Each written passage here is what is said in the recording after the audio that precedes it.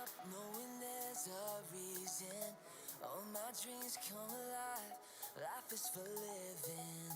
With you, I made my decision. You lift me up, fill my eyes with wonder. Forever young in your love, this freedom's untainted. With you, no moment is wasted. This is living now.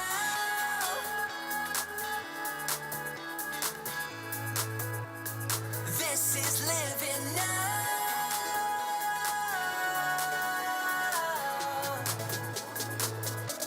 You take me higher than I've been before.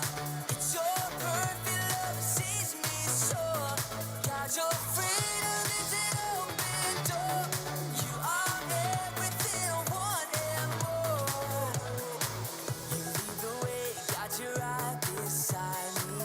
In your love, I'm complete. There's nothing like living with you. This life you created, I choose is living now. This is living now. 4 Point, my name's Justice. And I'm Sonia. And welcome. We are here at the new space again. We're in front of the entrance of the new Kidman, where the sign up will be, the stairs to go downstairs. We're so excited about what's going on here. And if you are new here, we would like to welcome you. If you haven't seen one of our Next Step team members, please do so. They have a small gift just to welcome you in this morning. Please grab a cup of coffee, some popcorn, a snack, sing some songs with us this morning, and participate any way you feel comfortable. If you can, please pull out your cell phones and text the word welcome to 315-883-2213. That'll bring you to our digital connection card, which just allows us to get a little more information and send you a small token of our appreciation in the mail. And then also here at 4 Point, we believe that coming on a Sunday morning is not the end goal, but becoming more like Jesus is and finding that next step. If you're looking for that next step, please see one of our Next Step team members, and they'd be more than happy to get connected with you, whether that's finding you a life group that you're connected with, serving on a Sunday morning, or coming up on Easter weekend, we have baptisms. And then if this is where you've decided you want to give, we have a couple ways you can do that. You can give at the joy box in the back because giving is a joy. You can give online at 4point.org, or you can give on the Church Center app. The Church Center app is a great way to stay connected, to get connected. It has all of our special groups, women's ministry, men's ministry, life groups, and a calendar of events. So please, if you haven't downloaded that already, you can do it on any app store. And if you need help, please see one of the Next Step team members. Speaking of Easter weekend, we are also going to be starting a new series called Runaway. It's going to be a fresh perspective on the prodigal son, how the father welcomes both of his sons. It shows Jesus's and God's unconditional love. And we do have just a short video to introduce that. Caleb, stop it. You just asked me. He started it. I hate you so much. I hope you all die. See that? Where are you going this time? Somewhere you can't hurt me. Have you seen your brother? No. Oh, Caleb? Caleb! Caleb!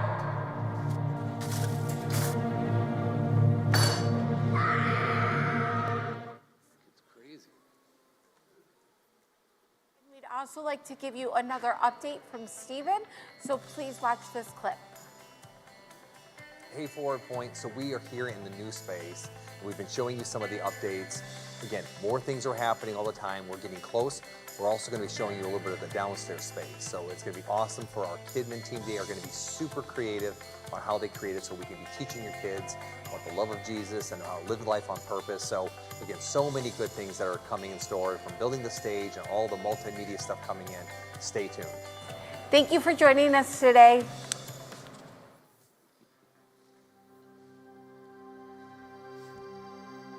One, two, three, four. Good morning, everyone.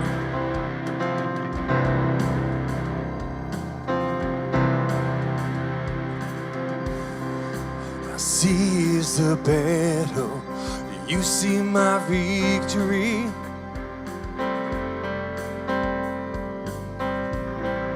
I seize the mountain, you see a mountain moved. And as I walk through the shadow, your love surrounds me. There's nothing to fear now, I am safe with you. So when I fight, let me hear you, Lord. So when I fight on my knees with my hands lifted high. Oh God, the battle belongs to you. And every fear I lay at your feet, and I'll sing through the night. Oh God, the battle belongs to you.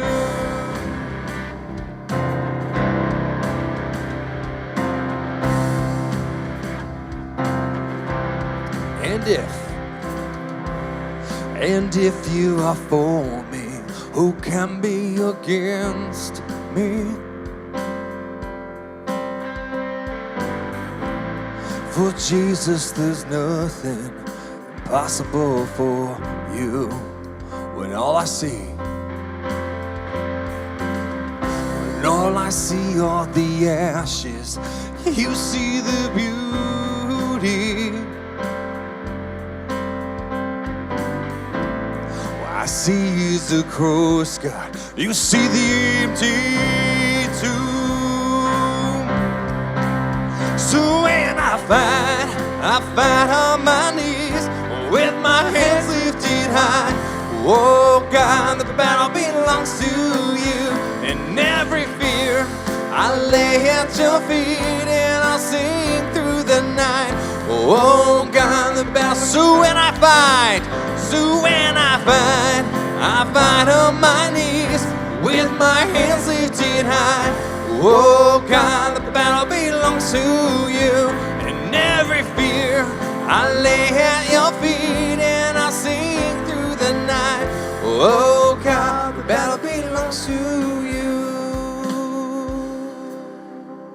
Almighty fortress, almighty fortress, you go before us. Nothing can stand against the power of our God. You shine in the shadow, you win every battle. Nothing can stand against the power of our God. Almighty fortress, you go before us. Nothing can stand against the power of our God. You shine in the shadows, you win every battle. Nothing can stand against the power of our God. Ooh, so when I fight on my knees with my hands lifted high. Oh God, the battle belongs to you. And every year I lay at your feet, and I'll sing through the night. Oh God, the battle belongs to you. So when I fight on my knees with my hands lifted high. Oh God, the battle belongs to you. And every fear I lay at your feet, and I'll sing through the night. Oh God, the battle belongs to you. Oh God, the battle belongs to you.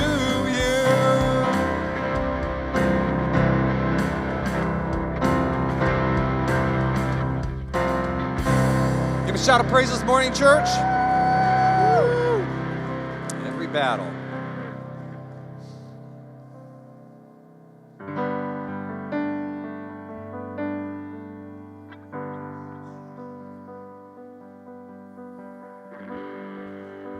Praise is rising. Praise is rising. Eyes are turning to you. We turn to you. Hope is stirring. Hope is stirring. Our hearts are yearning for you. We long for you. 'Cause when we see you, we find strength to face the day. In your presence, all our fears are washed away. They are washed away. Oh, Hosanna, oh, Hosanna. You are the God who saves us. You're worthy of all our praises. Hosanna, Hosanna. Come have your way among us. We welcome you here, Lord Jesus. Oh, hear the sound of hearts returning to you. Oh, we turn to you. In your kingdom, in your kingdom, broken lives are made new. You make us new. 'Cause when we see you, we find strength to face the day. In your presence, all our fears are washed away. They are washed away. Hosanna, Hosanna. You are the God who saves us. You're worthy of all our praises. Hosanna, Hosanna. Come have your way among us. We welcome you here, Lord Jesus. Sing it again. Hosanna, Hosanna. You are the God who saves us. You're worthy of all our praises. Hosanna, Hosanna. Come have your way among us. We welcome you here, Lord Jesus. 'Cause when we see you, we find strength to face the day. In your presence, all our fears are washed away. Sing it again. 'Cause when we see you, we find strength to face the day.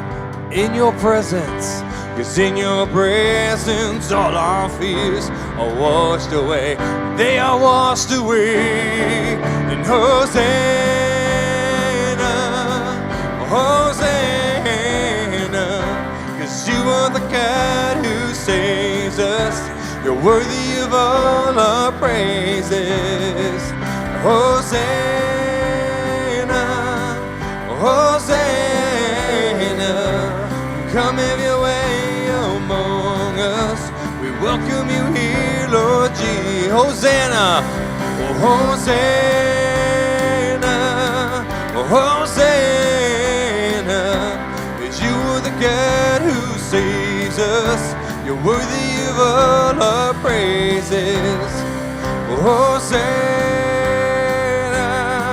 oh, Hosanna. Come have your way among us. We welcome you here, Lord Jesus. Come have your way. Come have your way among us. We welcome you here, Lord Jesus. Come have your way among us. We welcome you here, Lord. One more time. Come have your way. Come have your way among us. We welcome you here, Lord Jesus.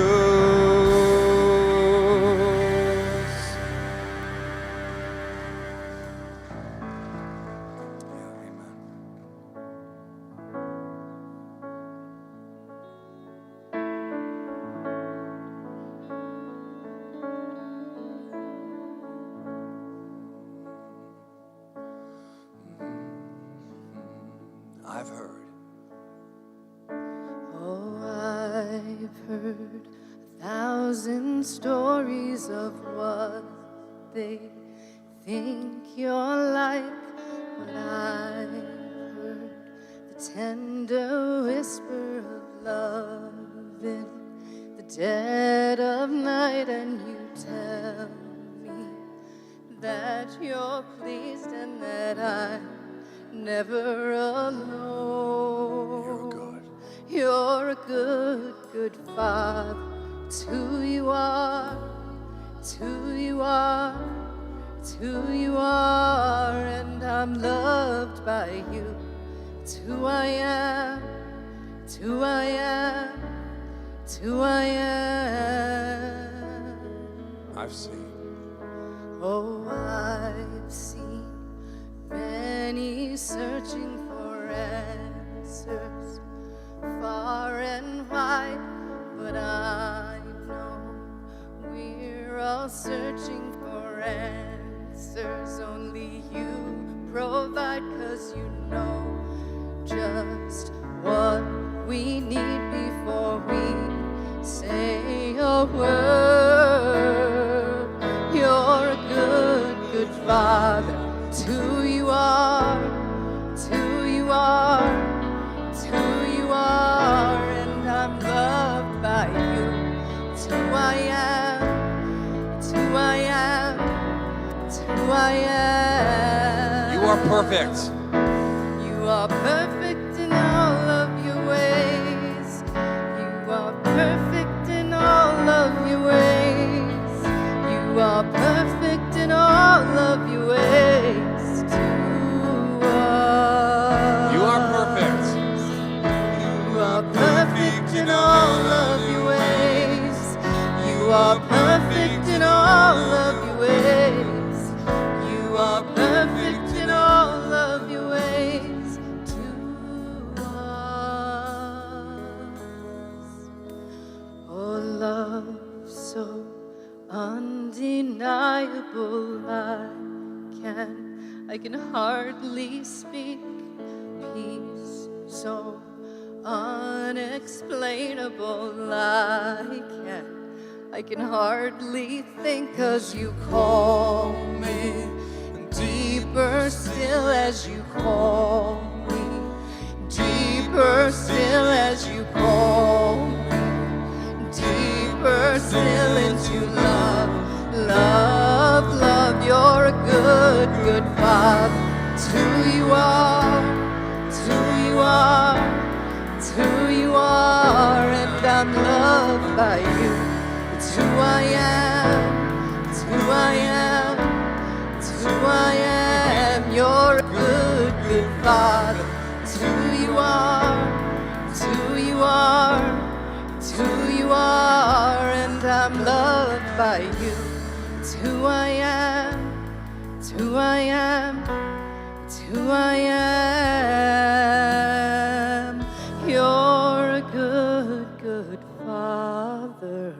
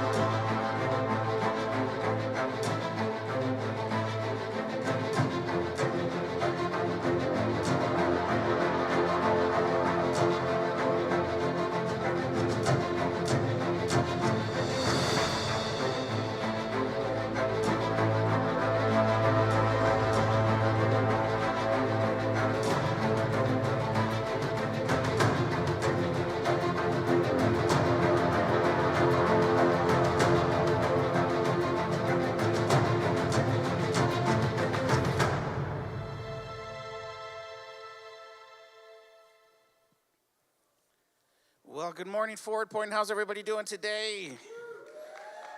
It is great to be with you all here this morning.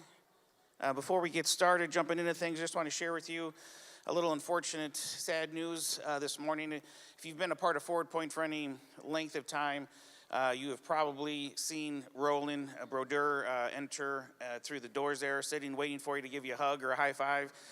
Even sometimes if you weren't feeling like it, he was ready to give you a high five or a hug and pull you in there. But yesterday, he had some unexpected health issues and passed away.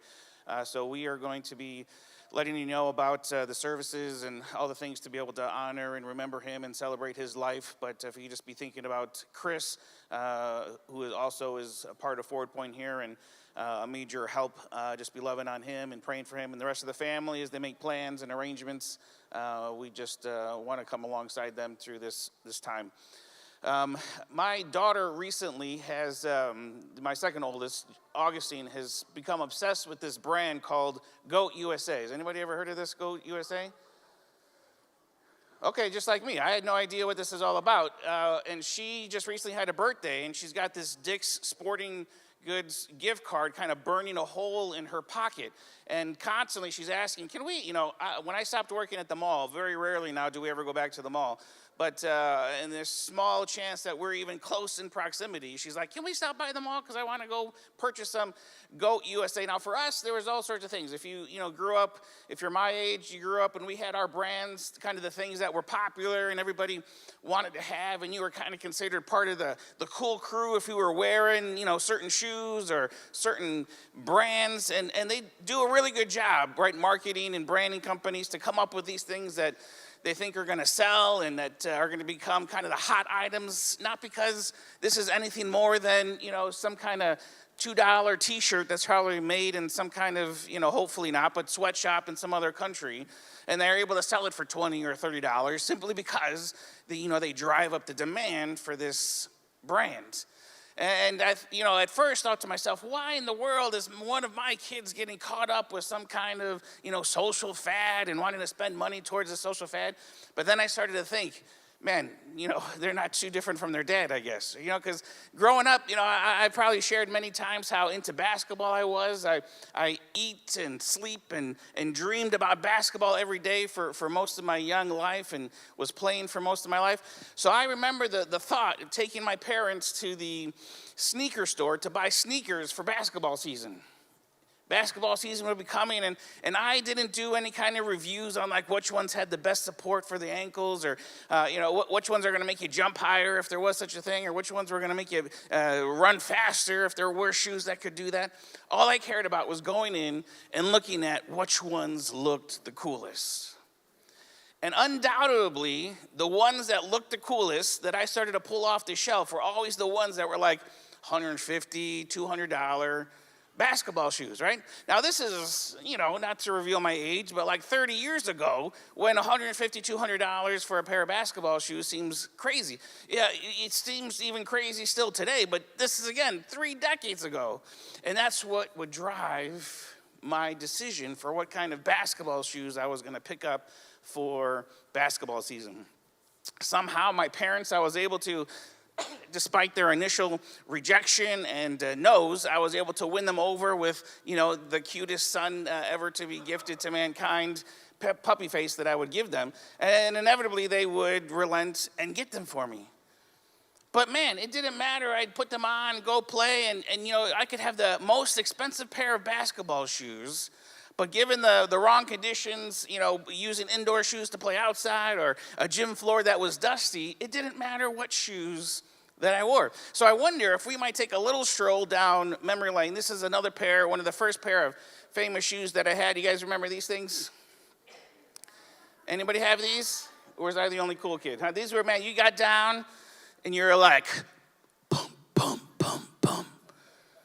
And at the end of the day, you'd press a little button and it was just tss, as the air was letting out of the shoes, right? And sometimes if you were kind of a fidgeter like I was, you just would spend all day with your shoe in your lap and just going pump, pump, pump, tss, pump, pump, pump, tss, right? This is kind of the first major amazing shoe kind of fad. These shoes didn't do anything special. I didn't jump higher. I wasn't faster. They didn't, not come off my feet any easier, but it was just a marketing ploy where you pump, pump, pump, tss.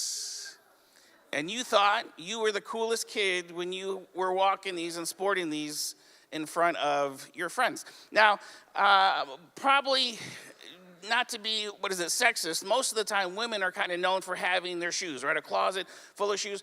In the Doyle household, it is definitely the dad who has the most shoes, okay? Now, even today, this morning, I arranged my whole outfit so I could wear my most fancy prized possession, orange shoes. So I had to make sure I even wore my orange belt for you guys, huh? You're welcome, you're welcome. My belt matches my shoes. My wife teaches me these things on how to dress fashionably.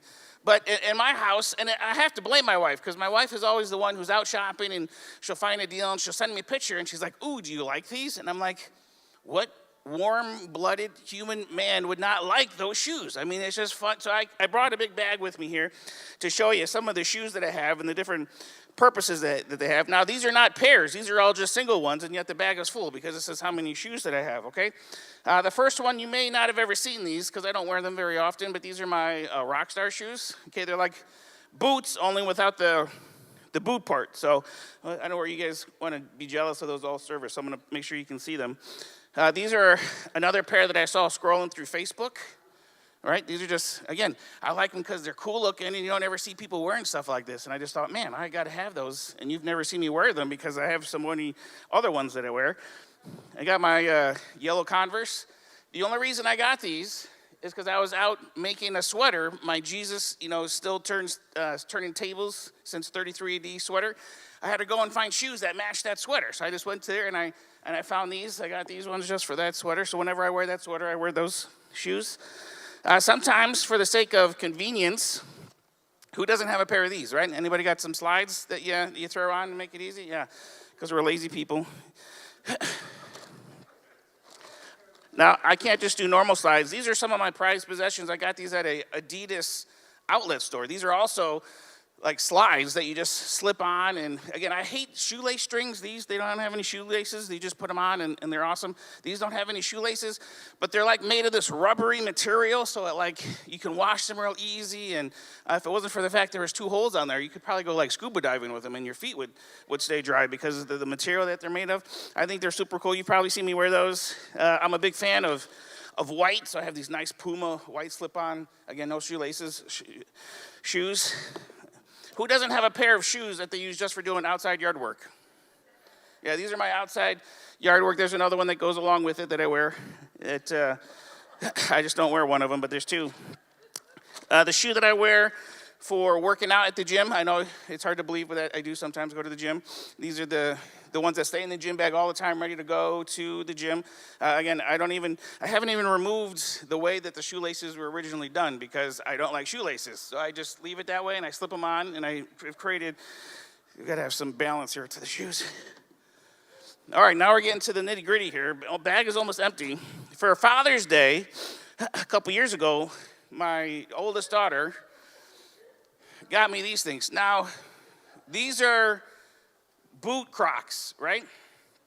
The thing about these, I wear them because it adds about 4 inches to my vertical, right? So there's an obvious, I step down when I have to take these off. They're functional because they keep my feet warm when I'm out shoveling and plowing snow out of the driveway. But the thing about Crocs, man, I tell you, well, we'll get into Crocs later. I got some others. What kind of shoes are these? You recognize these shoes? Cleats, yeah. If you're in any kind of outdoor sport like football or soccer, you wear these shoes that have these things down at the bottom that give you better grip and allow you to be able to cut faster or move and not slip and fall, right? How about these? Any of you guys know what these are? Boots. Anybody in here have a pair of these? Okay, yeah. Make sure we send in the prayer team before you leave today, okay? Because we're gonna pray for you. I only put them up there because the other day at Love Handles, there was a guy dancing in the back, and he had a cowboy hat and boots. And I'm like, how are you in New York? I don't understand. This doesn't make any sense. All right, now let's get to the main attraction. What are these things? No, these are living your life single for the rest of your life shoes. These are Crocs, and if you are a single person looking to be married, I encourage you to go home and either throw away or sell your Crocs, especially if you do this. Socks and Crocs, right? Who in the right mind? Now, here's what I did, is I purchased Crocs, probably the knockoff brand, not the real ones, but Crocs for all of my girls. Because little do they know, it's part of my strategy to make sure that they never become eligible for marriage, right? It's part of a much deeper strategy, right? There's an importance to having the right shoe for the right occasion. You know, sometimes you're dressing up and it's important to have some dress shoes and not sneakers when you're wearing maybe, some of you ladies, you wear, high heels. I don't know how you do it. And, I guess the larger the heel, the more and more trouble you get into, I suppose the case could be made. You don't want to do those things. So this morning we're looking at this idea that when it comes to shoes, when it comes to standing your ground, you want functional over preference. Now, for me, most of my shoes are all made out of a sense of preference. I like the color that they are. I like the ease of which I can put them on that they are. I like the way that they match. But sometimes wearing a shoe based on the preference eliminates some of my functionality. It doesn't make me quite as good at doing the thing that I'm trying to do because of the shoe that I'm wearing. And remember, Paul says this before he starts talking about the components of the armor. He says, therefore, put on the full armor of God so that when the day of evil comes, you may be able to stand your ground. The goal, the purpose, the inspiration that Paul is trying to work inside of us is that we are going to need to be people who stand our ground. And in standing our ground, it's important that we have the right shoes to be able to do that. That's part of the discipleship process. But kind of a big overarching theme of this entire series is that you can be spiritual and not be a disciple. You could be, quote unquote, a Christian, but not be a disciple. And Paul lays out this kind of general list of different areas, different categories that you might find yourself in. And he gives you a description of, if you're in this category, this is how you are supposed to live. This is what it looks like to be a disciple. And what I found since the beginning of this series is a lot of people identify with being on the list, but they have no idea of what the expectation is, what the job description is that Paul set out for us through the inspiration of the Holy Spirit. And here we are weeks later, and I would imagine I could ask how many people who have found themselves in one of these categories have gone to Ephesians and looked at, okay, what is part of the job description that God has for me? And I would imagine there's probably still not a lot of hands that are going to go up because we're just content with the words that the guy's going to give me on Sunday morning and kind of being oblivious to the nitty-gritty and the details of how our lives are supposed to change. Last week we used the word align, like an alignment in your car. Part of being a disciple is an alignment towards being more like Jesus.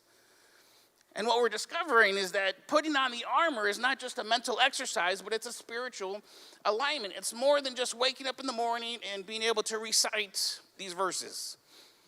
If you grew up in a private school like I did, I graduated from Faith Heritage, there's a good chance you probably memorized this section of Scripture because it's a pretty famous part of it. So I could read it, I could quote it in the morning, but just having the words in my mind does not help me to align towards what Paul is trying to get you and I to become more like. It's just a mental exercise, but rather it's supposed to be a spiritual alignment.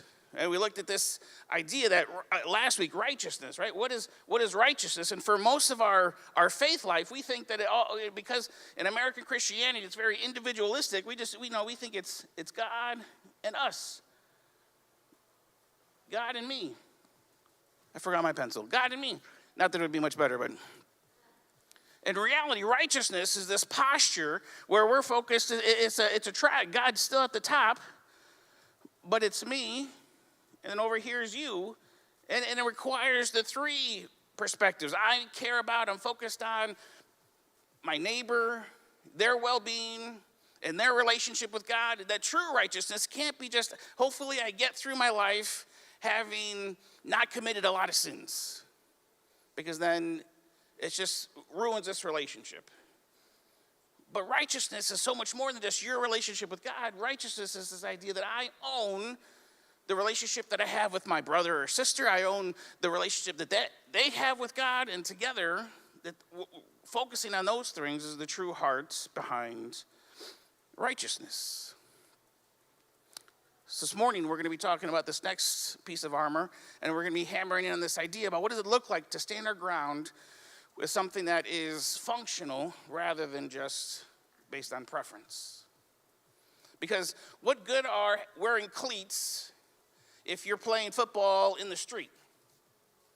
Right, you're going to find out very quickly that those cleats, while they're designed to make you a better football player, when you're playing football in the street, it's going to actually make you worse of a football player. What good are Crocs wanting, for a person who wants to be married? It doesn't work.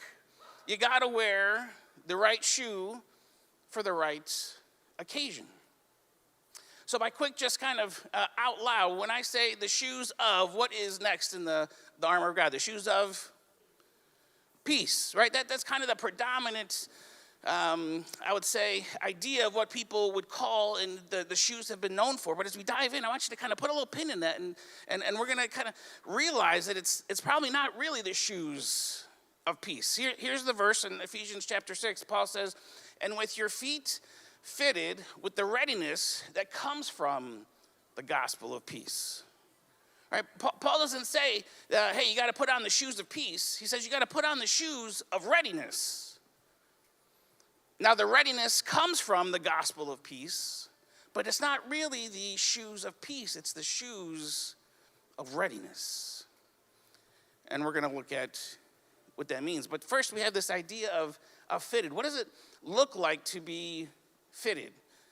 We have kind of a small taste of what it looks like. If you've been in the shoe buying experience anytime recently, you know that you go in and they have these little devices that you put your feet in, and you kind of move this little lever, and it's supposed to tell you what size shoe that you need to wear, right? Well, how big your foot is. But in this culture, for a Roman centurion who Paul is looking at or maybe tied to, he's investigated, he's kind of talked through the process. He knows that in this culture, they would actually fit. They would get down and manually make sure that these sandals that they were wearing were a perfect fit. The closest thing we get is Dr. Scholl's. Right? If you ever wanted a good pair of shoes, you can go to Dr. Scholl's, and they send you these things, and you put your foot in, and they build you a shoe based around, or an insert based around the exact type of foot that you have. For us, it's like, am I a 9 or am I 9.5? I don't know, I'm kind of somewhere in the middle. But actually, I have really wide feet and fat feet, so I need this size, but there's more space in the front, and it's not really a fitted process. You may have a number that's kind of close to, but there's probably something that is not ideal for your foot. Either there's some extra space in the front, or there's not enough space on the side. But we deal with it. Because we have mass market. If you wanted a fitted shoe, we're talking some major bucks. So we're content with getting kind of close. Kind of, hoping that our foot will eventually break in the shoe, and the shoe will expand or be able to conform to the foot that we have. So when you think about this, fitted process where you are getting down to the very shape of your foot, or just kind of this generic, whatever size number kind of is close enough, which process more resembles our faith? And there's a good chance for us here in 2026 and in Western civilization in America that our faith is kind of more like the cookie cutter mass produced, let's just find the number that is closest. Rather than Paul is challenging us to do some hard work, to actually own the process, that you're called to own the process of your discipleship. Right? This fitted process, it was so important in that culture for these Roman centurions, right? They're in this culture of hard land, dust, dirt, pebbles, and rocks. They're fighting with swords. If they go down, if they slip and fall and lose their balance, there's a good chance there's a sword coming to take off their head. So these sandals had to be perfectly fitted to their feet. In fact, they would put these little hobnob things at the bottom of the sandals. Basically little metal, like thumbtack nails, short nails that they would hammer into the bottom of their sandals to give them the kind of traction that we would find if you're thinking about cleats or golf shoes. And all along the bottom, all these different hops just fit perfectly for each one's individual feet. And they owned the responsibility to make sure that their sandals perfectly fit their feet. And the same is true for you and I, Forward Point. That you have to be responsible for your spiritual formation. Most of the time, what we've kind of set people up to do is to be dependent upon the church for their spiritual formation. As long as I'm a part of said church organization, as long as I show up enough times throughout the course of the month, as long as I go through enough of the new beginners classes or the advanced beginner or the advanced classes, then I'm okay. But what we have is a lot of Christians who have a lot of information in their head but still do not look like any more of Jesus than they did when they started. Because their brain is full with all sorts of information, but their life has not been aligned. And Paul says, you have got to be fitted. And you have to own the process, not to learn more information, but to put yourself in a situation where you are being adjusted, turned, much like the blacksmith would hammer. It's just minor moments at a time, adjust the metal under hot circumstances. We're called to do the same. So it's important, Forward Point, that we don't confuse action with discipleship. Right? Just going to church or just going to these classes or just listening to podcasts. You know what else has a lot of action is a wheelchair or a rocking chair. Right? A rocking chair's got all sorts of action. It makes you feel like you're doing all sorts, but you're not going anywhere. You're in the same spot. You could be in that rocking chair for 40 minutes and still not have moved an inch. Because action is not the same as discipleship. And he says, man, you need to fit your feet, but you need to fit it with readiness. And this isn't really a term or an expression that we're familiar with, that we live with. Now, all of us know what it's like to be ready, right? If you've ever been married, you know you've asked your partner, are you ready to go yet? Probably at least once. And when we ask that, we have some kind of appointment to get to. We have some kind of event that we need to get to, and we're asking for a very specific moment. But think about firefighters. Firefighters have to be in a moment ready to go to a blaze or to rescue a cat. So what they do is they put their boots inside of their pants and they scrunch it and they put it next to the fire truck. So as soon as the alarm bell goes off, they go down their pole or they run, across the building and they just slip on, men after my own heart, the boots and the pants, and they're in the truck. They don't have to sit down and untie their shoe, work on getting it off. So then they can now put this other boot on and lace it up and then make sure they get all the hooks on there. They live in a state of readiness. At any moment, they're prepared for what's about to come. The difference between being ready and having readiness on is this idea of momentary versus constant.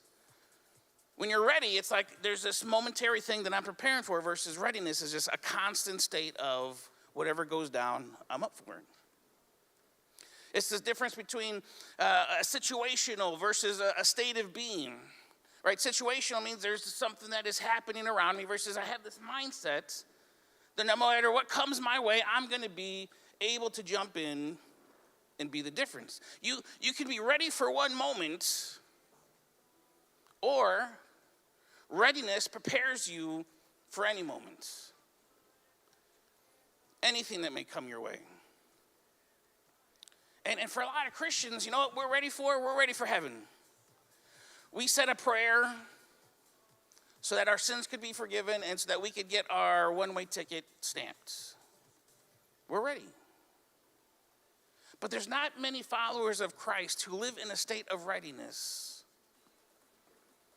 A state of readiness that no matter what happens, no matter what evil comes when you put on this armor as a result of living this way, to be able to stand your ground, because we've never gone through the process of fitting our lives.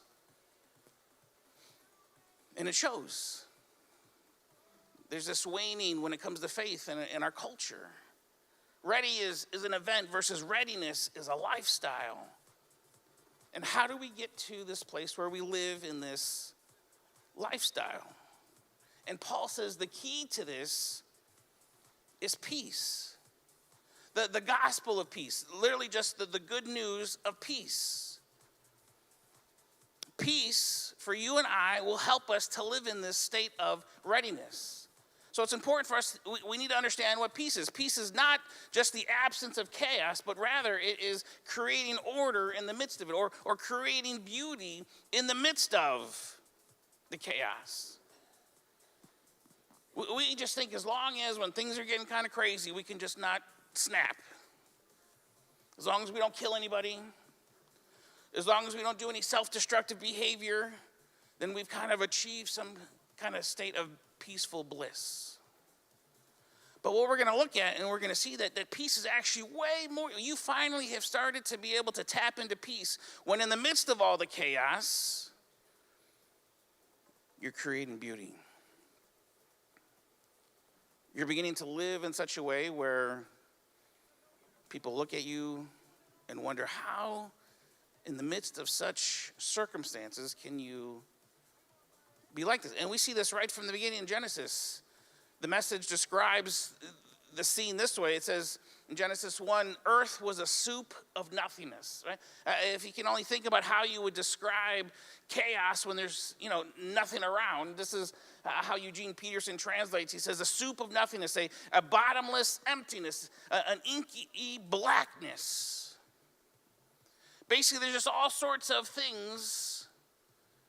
There's chaos. There's mess. There's disorder. And in the midst of that, God's Spirit brooded like a bird above the watery abyss. God was in a state of readiness. That at just the right time, at just the right moment, he was going to create order. He was going to create beauty out of the soup of nothingness, out of the bottomless emptiness, out of the inky blackness. God and the Trinity, the Father, the Son, the Holy Spirit, they demonstrate what it looks like to be in a state of readiness, to create order and beauty out of chaos. And now everything that we see is just order and beauty, right? What in our bodies, what in creation can you not look at and just be amazed at how it works, and just be, in animals and the way that they just instinctively do things. You just think, man, this is beautiful. This is order. And it came out of soup of nothingness, bottomless emptiness, and inky blackness, because God was in a state of readiness.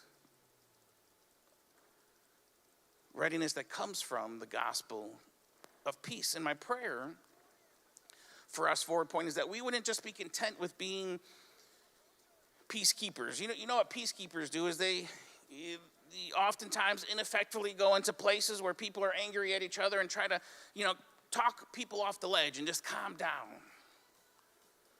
Rather than peacemakers just live with such confidence, with such purpose, with such beauty and creativity that people can't help it. Like, I got to get involved with what you're doing. The way that it changes the culture around, and the way that it begins to form the way people live, like that's what peacemakers do.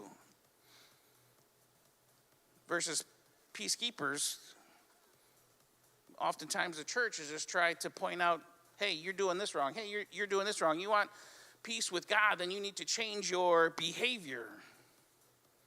But you and I, we weren't called to be peacekeepers. We were called to be people who look at our own sin, but then to live with such purpose, with such fittedness, that the world outside looks at us and can't help but begin to ask questions, can't begin to ask, hey, what is going on with your life? And man, if there's one theme that I pray that Forward Point and its people are known for is living lives that demand an answer.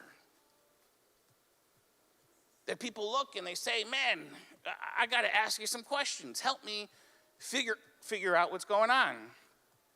Because here I am going through a very similar situation, and I'm about ready to just end it all. I'm about ready to cut ties. I'm about ready to do something that is final, maybe hurtful. And I could just only hope to have the kind of steadiness that you have in this situation. So Paul offers for you and I these shoes, not shoes of peace. Peace is a part of it. Peace is one of the roads that are going to help us get there, but it's shoes of readiness. That in whatever circumstance comes our way, in whatever law that gets passed, and whatever our government officials think that they can do or can't do, that no matter what is happening externally, that you and I can still live for a purpose and on purpose. That you and I can still live in such a way that it catches people's attention. Not for ourselves, but to point them to Jesus. One of the shoes that I forgot to bring here this morning is another favorite shoe of mine, and it's my slipper. I love wearing my slippers. I even went and got one of those, who's the guy, the pillow guy? He makes a pair of slippers, and I got a pair of those pillow slippers. But here's the thing about my slippers. I've had them for years, and of all my shoes, my slippers are the ones that are falling apart. And it's because of all the shoes that I wear, it must be that those are the ones that I wear the most. And I wonder if that's not a kind of a tell for our Christianity in most places today. That we're more often comfortable than anything else. That we're often content just kind of lounging in our living rooms, just waiting for Sunday when we get our fill, and then going back and just putting the slippers back on. And I wonder if, like me, your life, your slippers are the most used and most worn. And this morning is a call to come back to, it's time to get fitted with some shoes, to go through a very unique and specific process for you. Not for what worked for me, not what worked for Stephen or any other leaders here or your life group leader, but for you. So that you can live in a state of readiness. And when I think about living in a state of readiness, there's a man whose story kind of exemplifies, I think, that more than anything else. And it's the man, his name is Horatio Spafford. Horatio Spafford was a Presbyterian minister who lived here in Chicago. And he had some property that was destroyed in the Great Chicago Fire. And as a result of basically losing everything that was important to him, everything that the family owned, him, his wife, his 4 girls, they decided to take a vacation across the pond to England. However, he had to stay back and kind of put some affairs in order as a result of all the things that they had lost. So he sent his wife and 4 daughters on ahead of them. And something happened on that ship where the ship began to sink as a result of hitting something in the water, and the only person who survived from his family was his wife. In a day, he lost 4 girls. And as he gets on his own boat to begin to make the journey to meet up with his wife, he gets to the place where the ship went down, and he begins to reflect. He begins to write down some words, and he writes the song, the hymn, "It Is Well With My Soul." And you got to ask yourself, what can allow you in the midst of such tragedy, in the midst of such hurt and such pain and some loss, to be able to pen words that have literally moved so many people throughout the hundreds of years since. People who hold on to those words for life and for comfort and for peace. Right, that is living in a state of readiness. If he was just living in a state of being ready, he'd get his clothes together, pack his bags, and just get to meet with his wife. But living in a state of readiness means in the midst of any kind of chaos, in the midst of any kind of pain, you're able to respond to what God is doing in the world around you. And God began to pluck his heart and say, I want you to pen the feelings, the thoughts that you have right now. And he was able to write these words: when peace like a river attendeth my way, when sorrow like sea billows roll, it is well. It is well with my soul. I'm going to create beauty. I'm going to create order out of chaos. That is the shoes of readiness, and it comes from the gospel of peace. And I pray this morning that you would go through the process of getting fit for these shoes. God, we're so grateful that in the midst of whatever it is that we're going through, your promise is to never leave us or forsake us. God, we're grateful that in the prophecies that talk about your coming, being born, that one of the titles you were given is the Prince of Peace. So God, there's a good chance that in a room full of at least one person, that there's probably some unpeace being experienced. And this morning it'd be easy in the midst of each one of these stories for us to be able to say, give me the formula for having peace. Give me the formula, give me the words to say, give me the things to do. And this morning,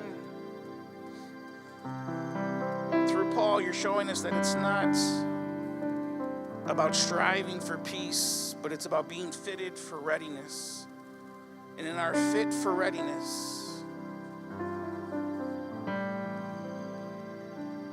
in whatever situation we encounter, we will find ourselves at peace. Being able to create beauty, being able to create order out of the hurt and the pain and the chaos.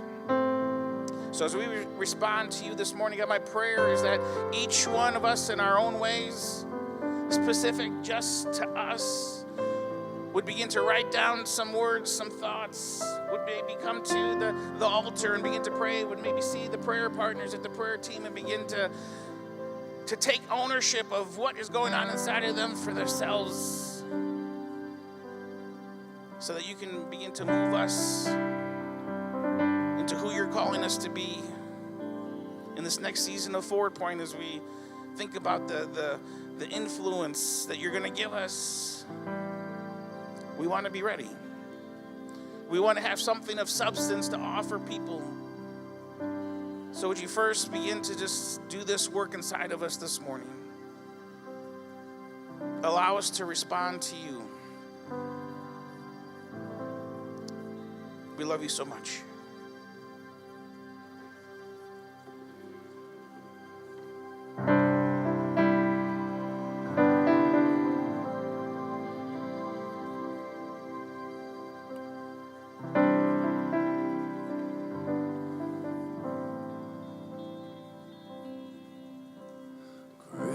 Earth is quaked before, moved by the sound of his voice. Seas that are shaken and stirred can be calmed and broken for my regard. Through it all, my eyes are on you. Through it all, it is will.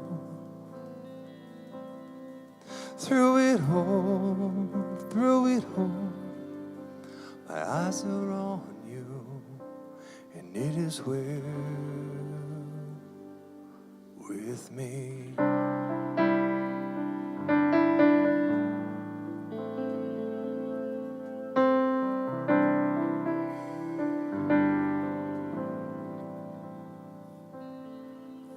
For be it from me to not believe,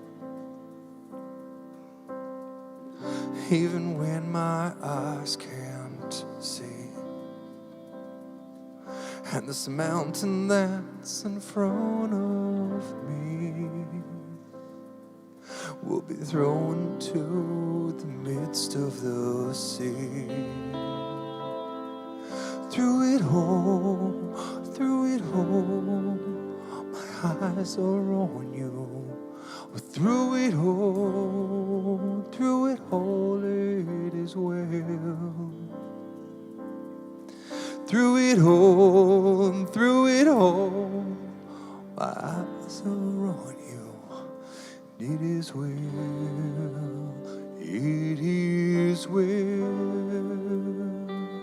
So let go, my soul, and trust in Him. The waves and wind still know His name. So let go, my soul, and trust in Him. The waves and wind still know His name. The waves and wind still know His name. It is well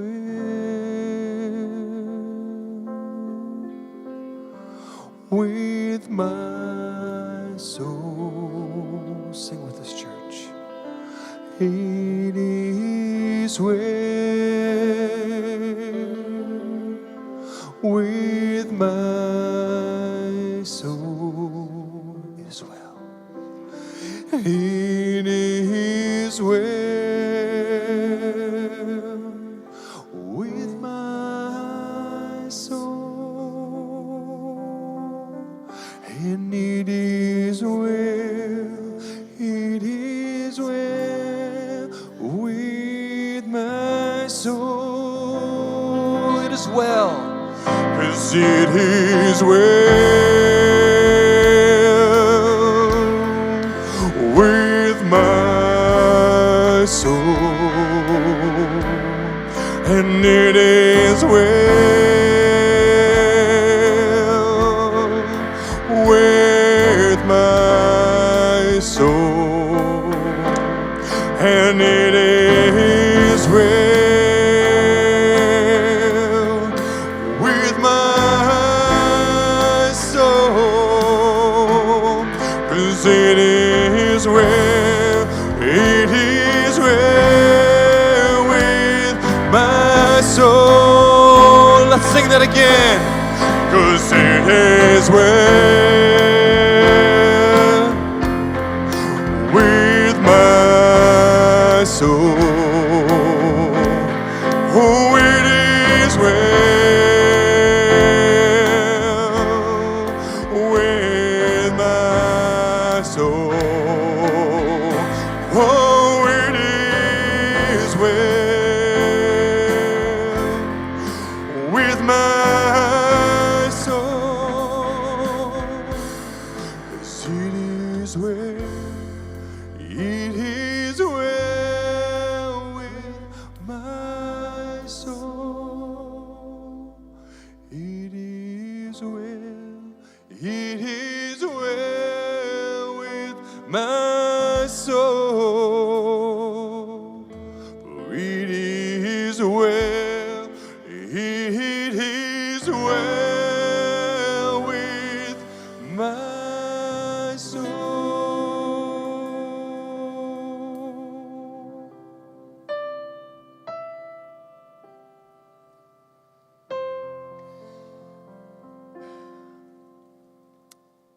You know,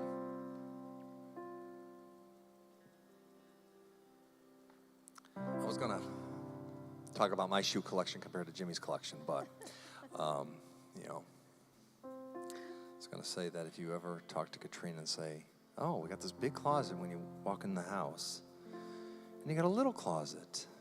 She'd be like, oh, like, Katrina, yours is the big one, right? And Stephen's got that little tiny shoe closet. But if you know Katrina and how mild she is and how quiet she is, she'd be like, well, if you knew us, you would know that they're both his. And the one downstairs, and the one in the bedroom, and the guest room. But anyway, no. I wish it was not a true story, but on a serious side, it is well. One of my grandfather's favorite songs. Heard the song growing up. Knew the backstory to it.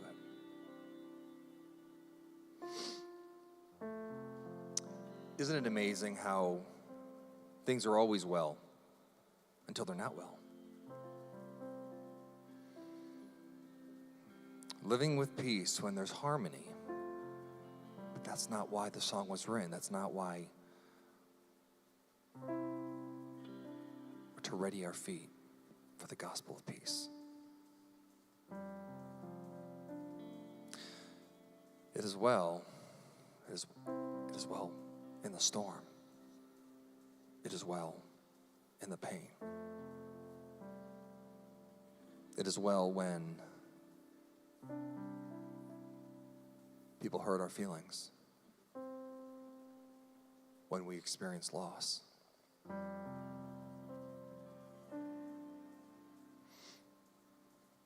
That's why it's so important we understand this beautiful message of the gospel that we have in Jesus, that Jesus wasn't there to spare you from your troubles and from your problems. He was there to be present with you through them. So it as well is not a place that you arrive to.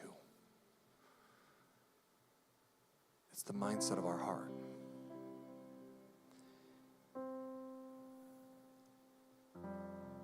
That doesn't mean you don't shed tears. That doesn't mean you don't experience pain. That doesn't mean that we ignore the feelings of the hurt around us.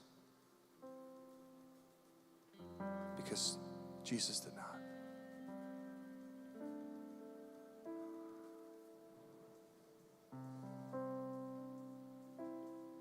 It was so beautiful, even though we probably all are maybe professionals at guilt-tripping ourselves over things. And I know yesterday my goal was to go spend some time with Roland, even though I knew he probably was not coherent, but I still wanted to do it and to get the call that he passed away.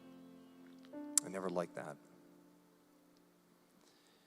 And yet when they said that I could go, and Chris's son was there and I could go spend some time, well, they had not taken Roland away yet. There's nothing in me, in my own being, that wants to actually be there. Not because I don't love Roland. I had conversations with him just this past Sunday.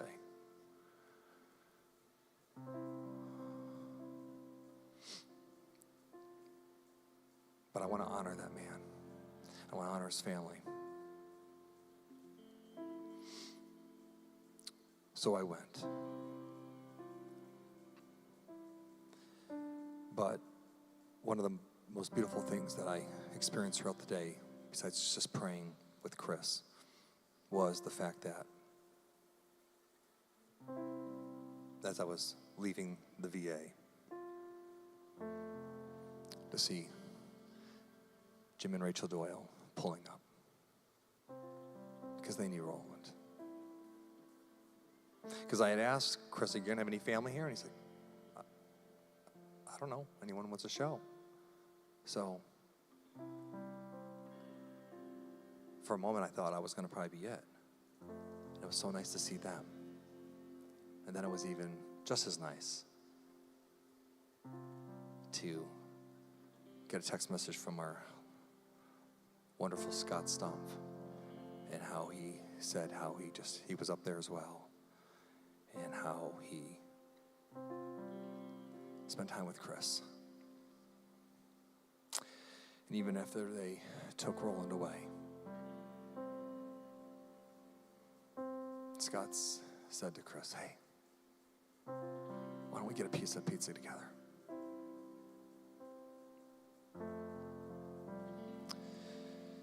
He sent me this message that he told Chris. You may have been here because of your father at this church, but you belong here just as much as anyone.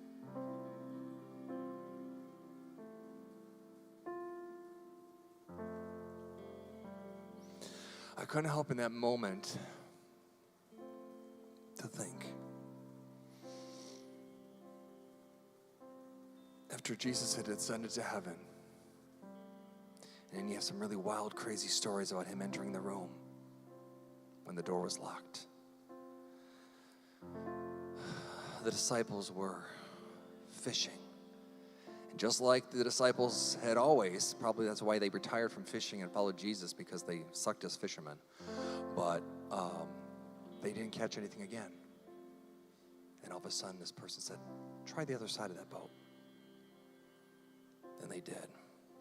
And all of a sudden, all this fish entered the net. And they knew it was the Savior. And Jesus said he sat down on the shore that night with a fire, and they were cooking the very fish that he helped them catch.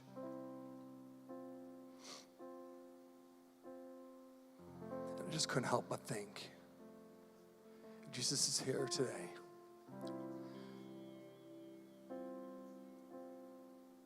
It may not be fish. It may have been that piece of pizza. Because Scott was just doing what was right. He was just doing what he felt any good person would do.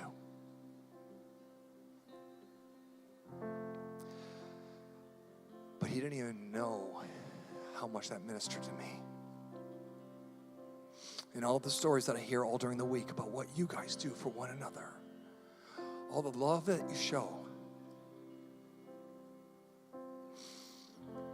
All the selfless kindness. Not because your life is put together, but because you know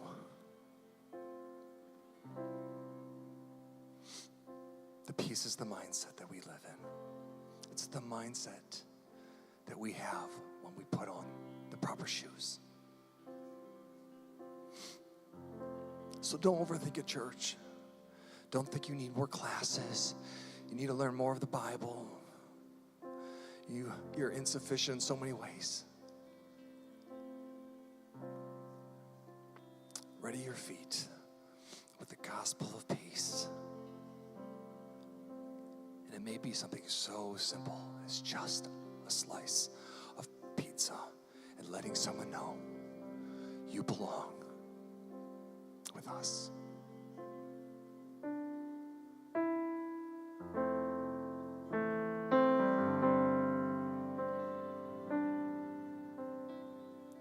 Through it all, my eyes are on you, Jesus. Through it all, it is well. Through it all, my eyes are on you, and it is well with me.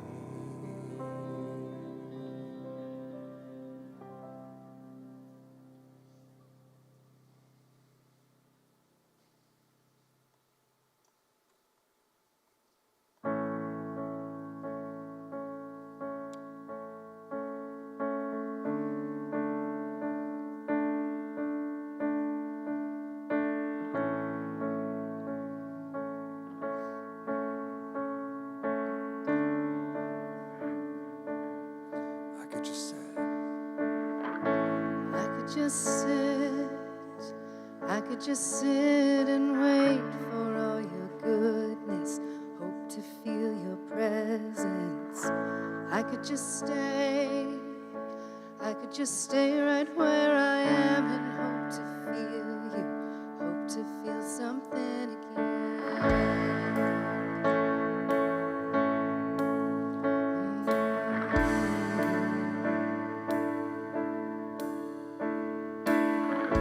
I could hold on, I could hold on to who I am and never let you change me from the inside. I could be safe, oh, I could be safe here in your arms and never leave home, never let these walls down. You have called me higher, you have called me deeper, and I'll go where you lead me, Lord. You have called me higher, you have called me deeper, and I'll go where you lead me, Lord, where you lead me. Where you lead me, Lord. I can hold on. I could hold on, I could hold on to who I am and never let you change me from the inside.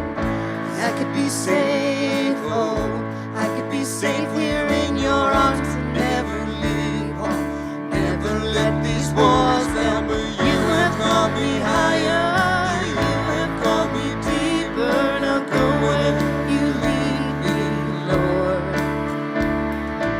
You have called me higher, you have called me deeper, and I'll go where you lead me, Lord, where you lead me. Where you lead me, Lord. I will be yours. And I will be yours, oh, I will be yours for all my life. And I will be yours, oh, I will be yours for all my life. And I will be yours, oh, I will be yours for all my life, so let your mercy. Oh, I will be yours, I will be yours for all my life, so let your mercy light the path before me. You have called me higher, you have called me deeper, and I'll go where you lead me, Lord. You have called me higher, you have called me deeper, and I'll go where you lead me, Lord. 'Cause you have called me higher, you have called me deeper, and I'll go where you lead me, Lord. You have called me higher, you have called me deeper, and I'll go where you lead me, Lord, where you lead me. Where you lead me, Lord. Where you lead me. Where you lead me, Lord.